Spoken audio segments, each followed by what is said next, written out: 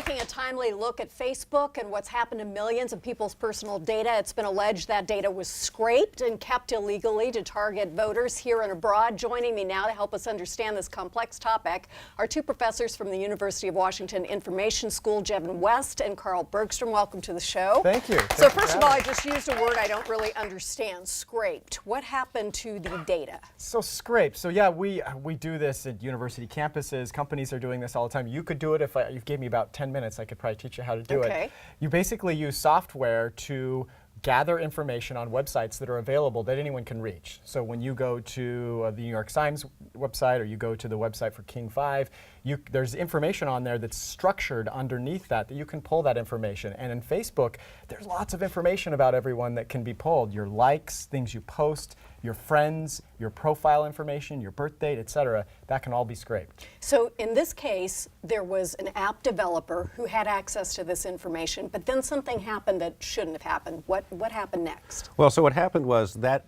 information was handed over to a researcher for research use. It made its way from there to a private company. How did that happen?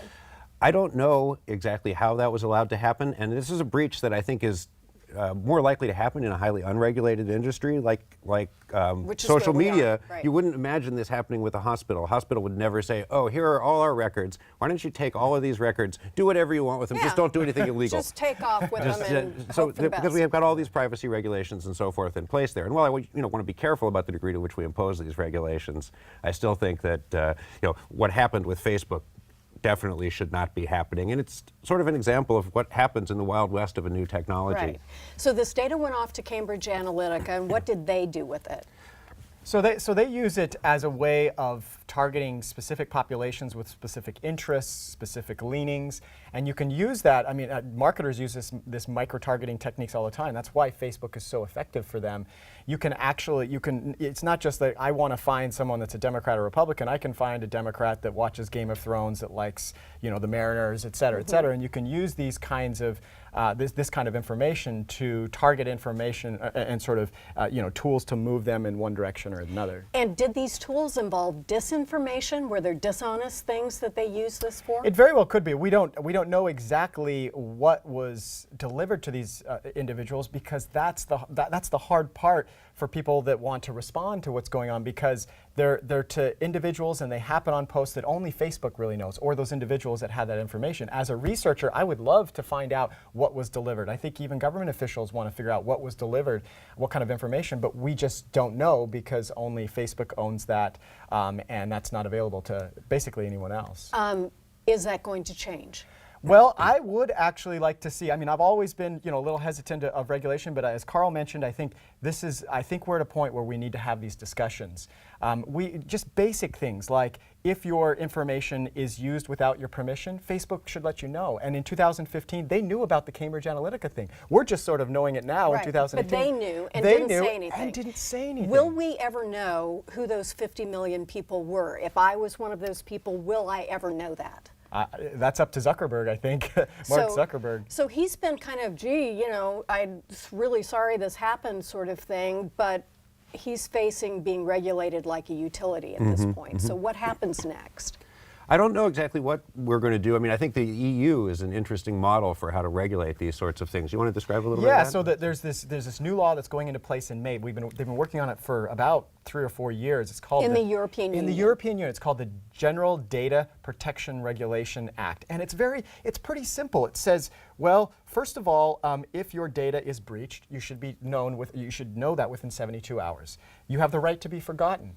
You basically own that data. I mean, there's all these. What do you mean, a right to be forgotten? So if you were on a website and you don't ever want to be on there again, like Facebook, for example, if you try to go delete your information, they always say, well, why don't you just deactivate the account? And then when you do decide to delete it and you see all the information they're holding things, even like text messages that you've sent, all your locations, if your location services were on. We don't even know that, because by default, the the sort of privacy settings are are sort of in favor of the companies rather than the individuals. And this new regulation in Europe will put that sort of in favor of the users. So that's a good model to follow. But let's go back to what you just said: text messages, cell phone calls, things we had no idea that they have. It's really, I mean, I think everybody knows that once you go on the internet, your stuff is out there. But then it's also pretty shocking to figure out that it's not only out there, but anybody can have it and do whatever they want to with it. So I've seen all these tutorials, you know, go here and click that and blah, blah, blah.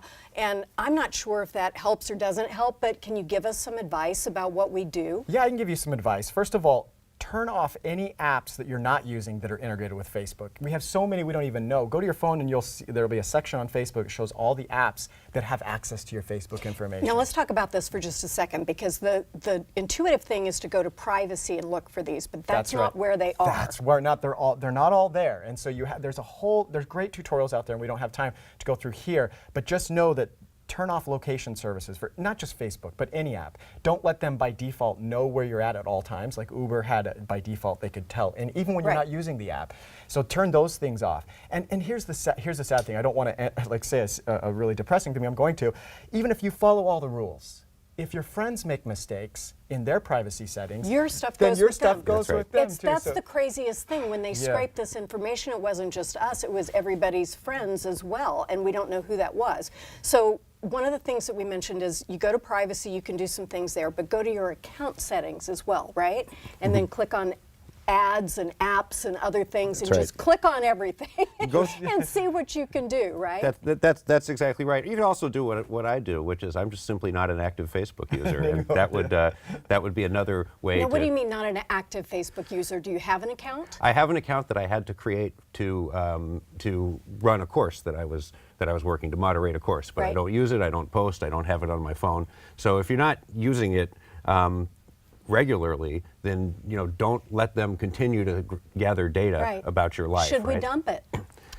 It's a good question. There's no alternative right now because Facebook is the place where everyone is. It's what the economists call a network externality. Once other people are using it, you can't really switch to something else because all your friends are on Facebook. I think ultimately we do need to think about whether we want to move to a model where we're going to have more regulation to keep our data safe and make sure that we own it, or whether we're going to use some kind of market solution where there are these alternative platforms out there. And I don't really have a crystal ball to say which way that's going to go. Well, I would like you to, if you would, just think about where the good tutorials are, and we'll add that onto our web story with this segment today so that people can sit down with it and go through their Facebook and do the best they can, or think about just, ditching that and doing something else. Thank you so much. Up next, a new documentary short on KCTS 9 about Seattle's changing gay neighborhoods. We'll be right back.